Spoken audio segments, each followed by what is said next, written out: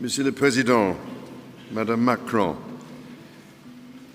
je ne saurais vous dire à quel point mon épouse et moi-même sommes ravis d'être parmi vous ce soir, au terme de la première journée de notre première visite d'État en France, et combien nous sommes touchés par le magnifique accueil qui nous a été réservé. Une fois de plus, la France et le peuple français nous ont témoigné un accueil chaleureux et une profonde gentillesse, et nous leur en sommes très reconnaissants. Votre générosité nous rappelle que ma famille et moi-même avons été très émus par les hommages rendus en France à ma mère, Felaine, dont les funérailles ont eu lieu il y a une année.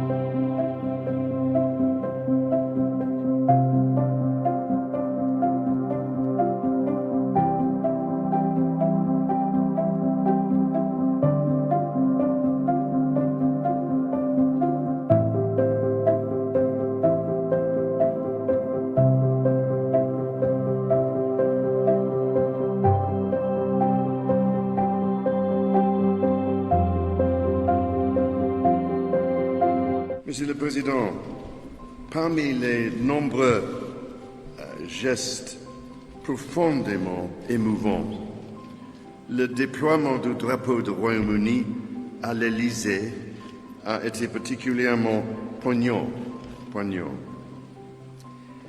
Les mots que vous avez prononcés nous ont également fortement marqués.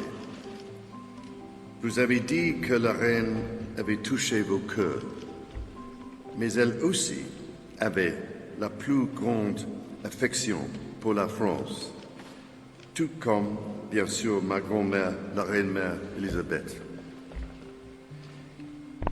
La première visite officielle de mes parents a lieu en France en 1948, peu après le mariage l'année précédente. Au dire de tous, ils ont fait sensation, dansant jusqu'au petit matin au très chic chez Carrère, rue Pierre Charon, pendant qu'Édith Piaf chantait. Cela a dû me marquer, même 6 mois avant ma naissance. La vie en rose est encore aujourd'hui l'une de mes chansons préférées.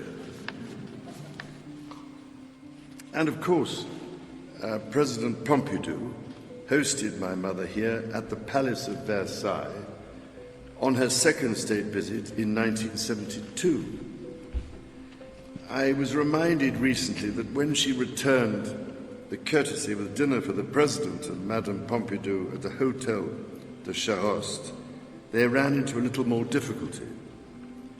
Our embassy tried to bring several cases of English wine over from Hampshire for the banquet, only to be prevented by a customs official at Orly.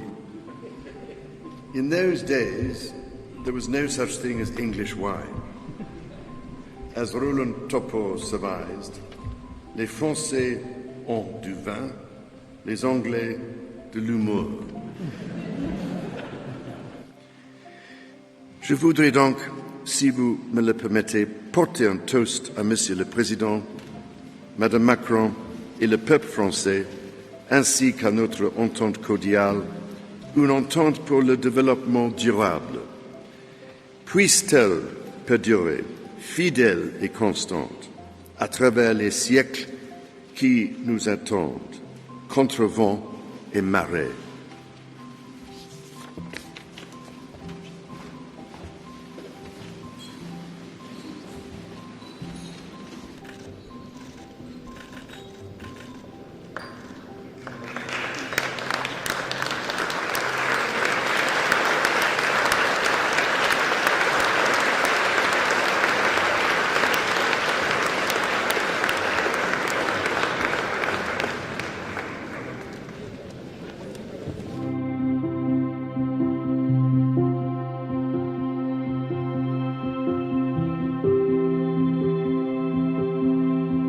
Well, 6 months after their trip was postponed because of the riots, King Charles and Queen Camilla have begun a 3-day state visit to France. 6 months later than planned, this was a bonjour with bells on.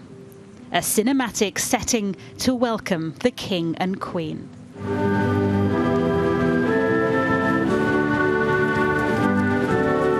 And at the Arc de Triomphe, Paris pulled out all the stops.